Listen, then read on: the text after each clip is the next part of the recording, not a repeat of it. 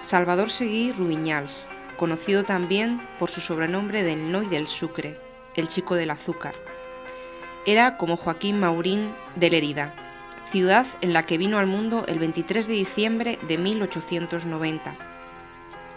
El apodo del Noi del Sucre le fue adjudicado por su costumbre de comerse los terroncitos de azúcar que los camareros le servían con el café.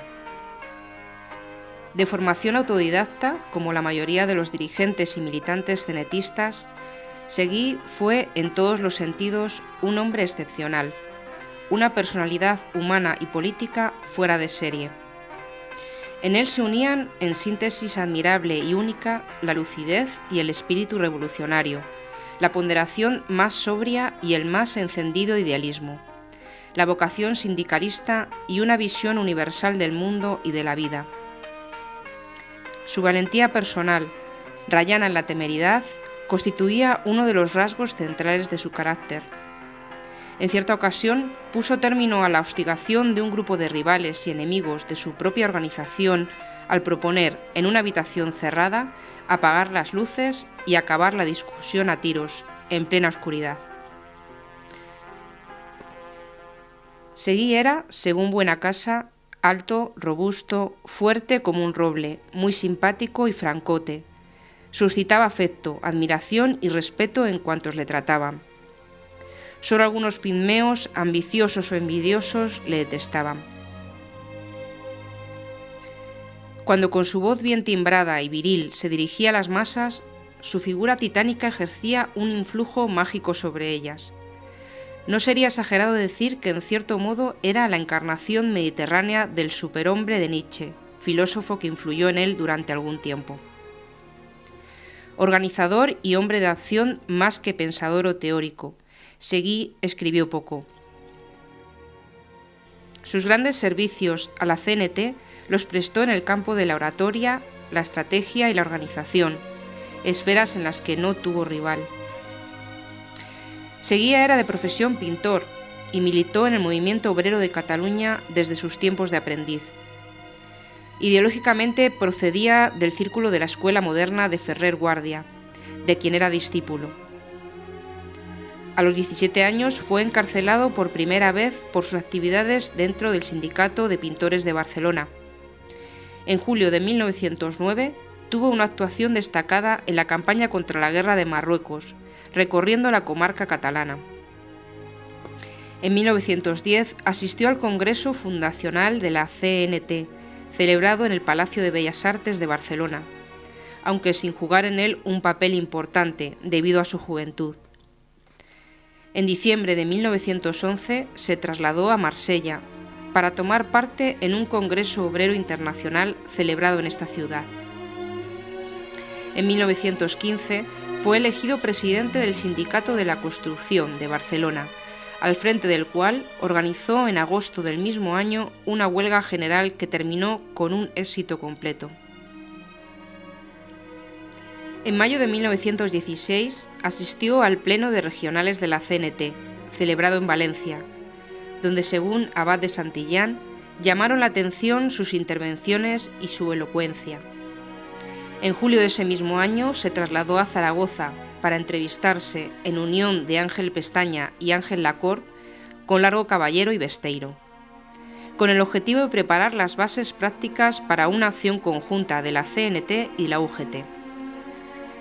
Detenido inmediatamente a su regreso a Barcelona, fue puesto a disposición de las autoridades militares y encarcelado en la prisión celular de la ciudad condal.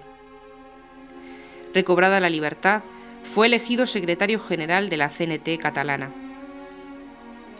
El 27 de marzo de 1917 se entrevistó nuevamente con Largo Caballero y Besteiro en Madrid, firmando con Pestaña, en nombre de la CNT, el manifiesto publicado por las dos grandes centrales sindicales.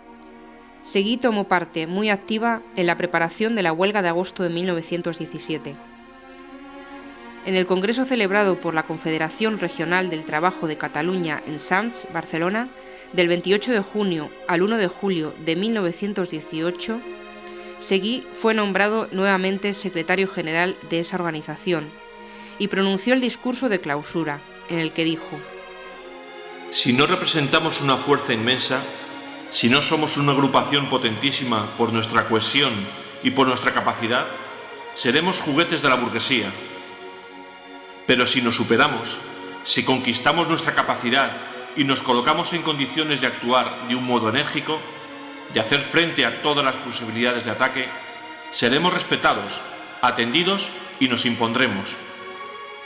En el Congreso de Sants, la CNT catalana adoptó oficialmente la fórmula del sindicato único, cuyo artífice e impulsor principal fue Salvador Seguí, respondiendo a la creciente acumulación del capital español y al surgimiento de grandes empresas industriales. El líder cenetista Salvador Seguí se da cuenta de la necesidad de sustituir las viejas estructuras orgánicas de la CNT, basadas en las secciones de oficios, por una moderna concepción basada en los sindicatos de industria. En el invierno de 1918, Seguí fue detenido y residenciado a bordo del acorazado Pelayo, anclado en el puerto de Barcelona, a causa de una gira de propaganda que había realizado por la región de Levante. Al estallar en febrero de 1919 la célebre huelga de la Canadiense, nombre común con que se designaba a la empresa Riegos y Fuerzas del Ebro, Salvador Seguí, ya en libertad, adoptó una actitud prudente y moderada, pronunciándose a favor de la reanudación del trabajo una vez conseguidas las reivindicaciones fundamentales. Su intervención en la Plaza de Toros de las Arenas el 19 de marzo de 1919, ante un auditorio enardecido de 25.000 obreros, constituyó uno de sus grandes triunfos de tribuno y conductor de masas. Sus argumentos, de una lógica implacable, se impusieron finalmente al extremismo emocional de los obreros. En noviembre de 1919 presidió la delegación obrera de la Comisión Mixta de Trabajo, que se reunió bajo los auspicios del alcalde de Barcelona para buscar una salida al conflicto provocado por el lockout de las patronales.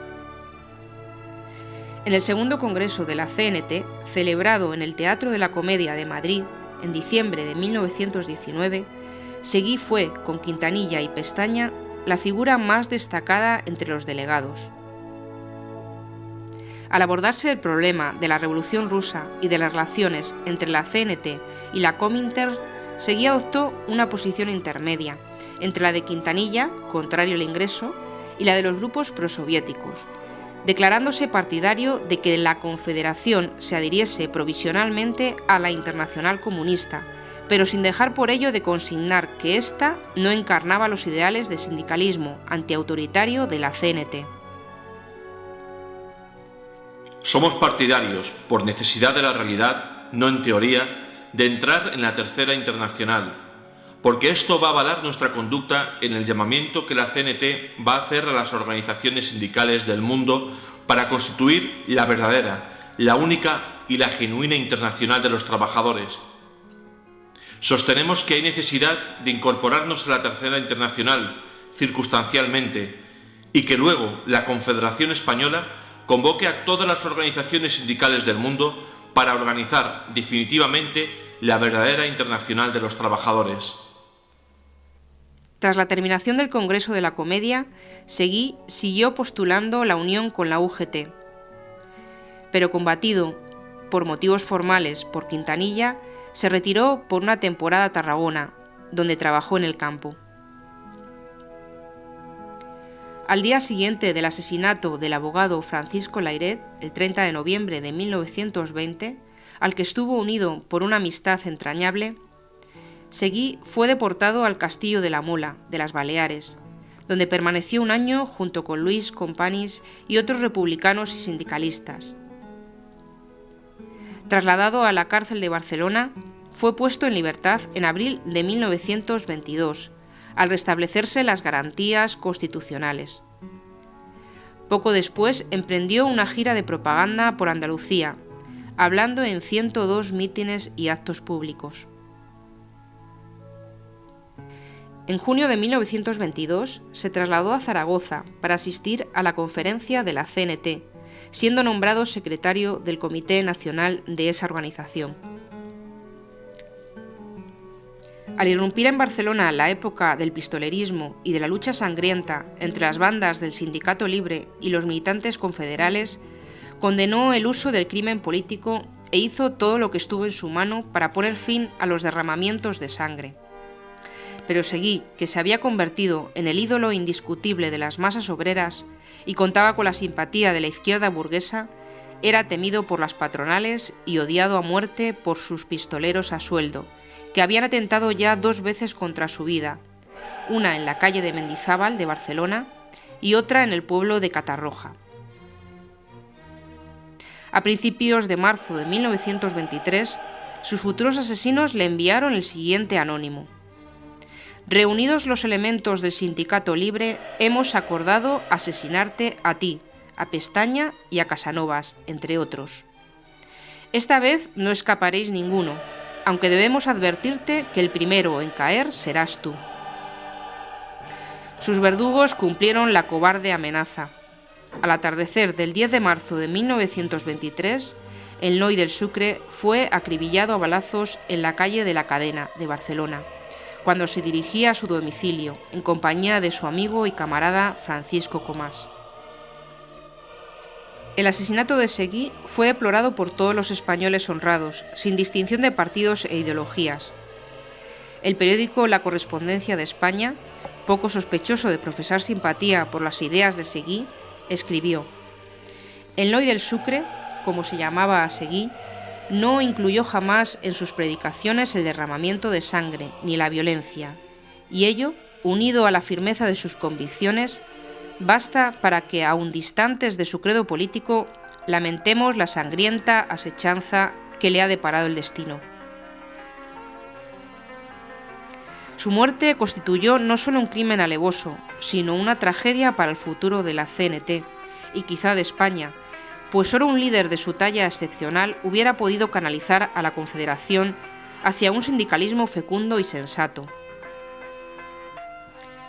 Seguí reunía, en efecto, todos los elementos ideales para haber puesto fin a los desbordamientos de la violencia y el sectarismo de ciertos núcleos anarcosindicalistas, y para haber dado al movimiento obrero español la solvencia moral y la eficacia orgánica que tan necesarias eran en aquella encrucijada decisiva de nuestra historia. Su concepción estratégica, vigente todavía hoy, era impecable. Posibilismo en el terreno de la lucha cotidiana, fusión con la UGT, marcha en común con las capas políticas progresivas, incorporación de los intelectuales en las filas obreras y creación de un sindicalismo autogestatario como base y embrión orgánico de una sociedad basada en la justicia, la libertad y el humanismo. De ahí que Salvador Quemades tuviera razón al decir sobre él: se le tenía por un hombre conservador dentro de las agrupaciones de extrema izquierda, pero Seguí era el verdadero tipo de revolucionario consciente, sin prisas y sin desmayos. Cada día daba un paso hacia adelante.